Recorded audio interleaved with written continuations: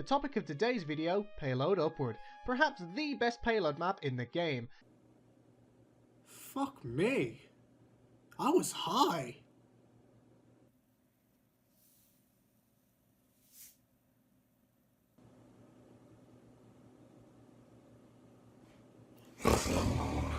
Let's do it again!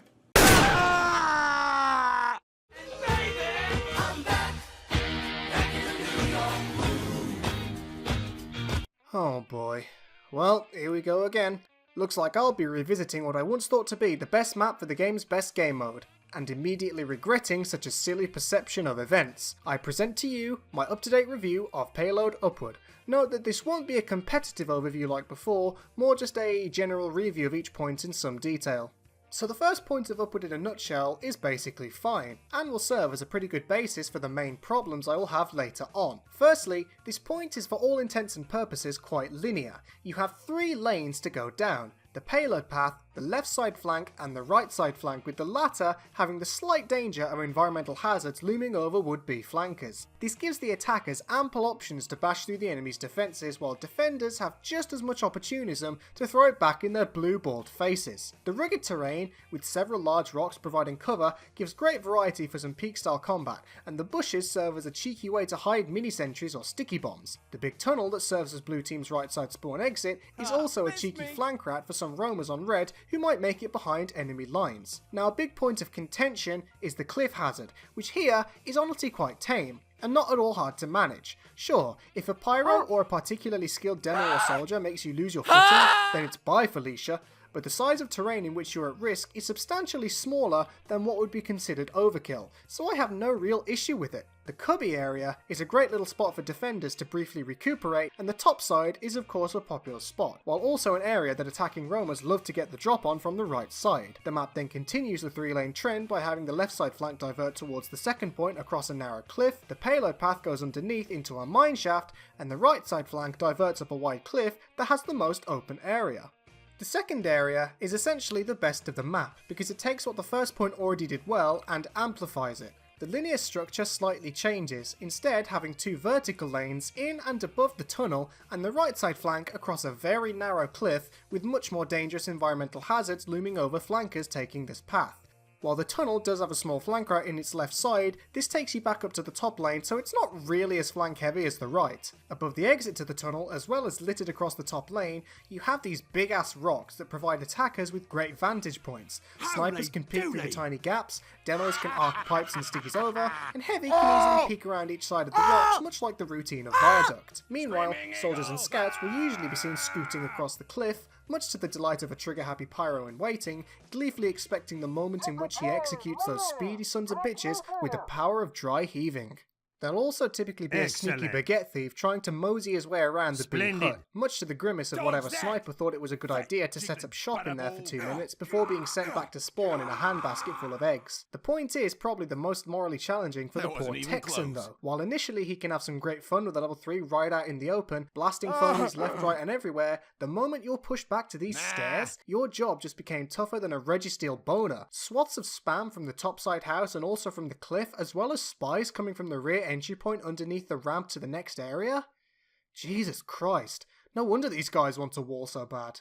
So you're probably thinking, this has been quite positive so far, all things considered. Why then is the title implying such disdain for the map? Well, good listener, you're about to find out.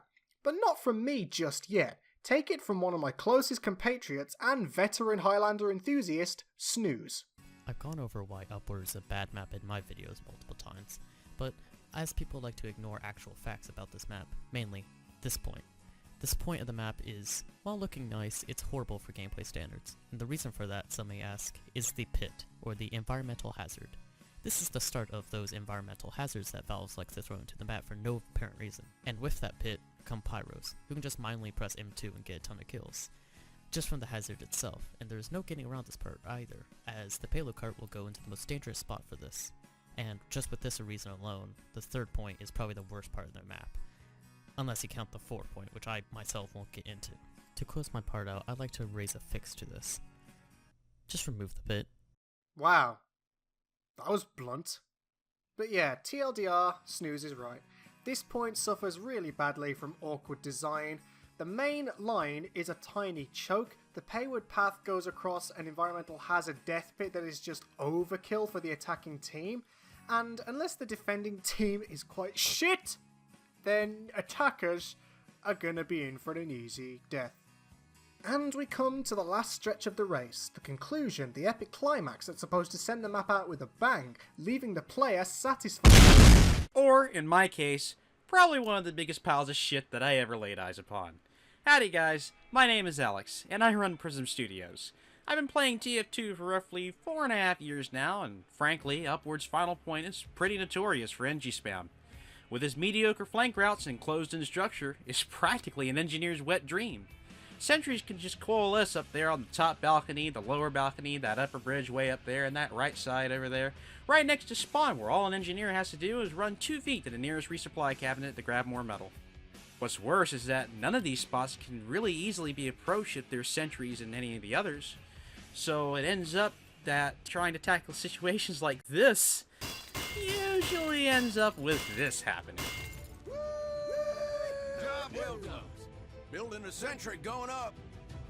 That there's a gold-plated sentry. Oh my It's God. perfect. It's beautiful. Roger that! Yeah. Stop hiding behind your little toys and fight like a man! Nope, Ah. Oh no!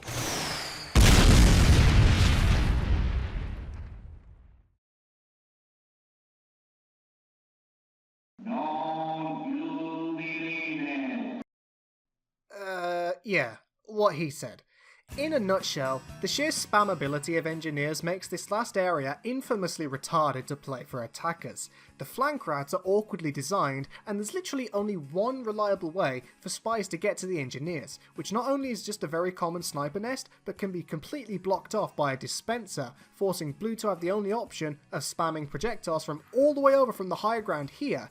It really becomes an unnecessary clusterfuck of a stalemate, where people are either taking pock shots from awkward angles, or throwing themselves on the cart like moths to a flame. And that just about seals the deal. What starts off as a pretty good map quickly devolves into a clusterfuck of awkward design that works massively against the attacking team. Now sure, maps are supposed to be built to favour defenders, but there reaches a point where it becomes overkill. Forcing a team to take a tiny choke as well as making the sheer spammability of sentries near infinite just bogs the match down to a tenuous stalemate that ultimately becomes both unbalanced and unfun. If you enjoy Upward in its entirety, then power to you, but as it stands currently, I simply can't say I have anything more than mixed to negative feelings about this inconsistent map. This has been the cup of coffee you all know and love, and as always, I shall see you next time, my sexy compatriots. Bye!